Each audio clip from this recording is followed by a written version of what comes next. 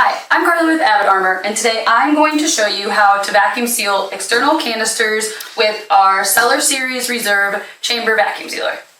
So first, you're going to make sure that you have your accessory hose that came with your sealer, and then we're going to check the settings and make sure that they're on the correct settings for the external canister. So you're going to press the canister button, and it's going to display can, and then you're going to hold down until it displays a time.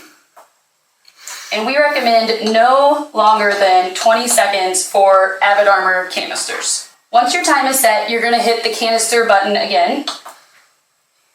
And then you're ready to proceed with vacuum sealing your canisters. So now it's time to open the lid, and we're going to connect your accessory hose into the port that's on the side of the chamber. And then you're going to connect this end to the top of your canister, and you're going to make sure you turn that dial to seal before you start the cycle. And then you're just going to press the vacuum button.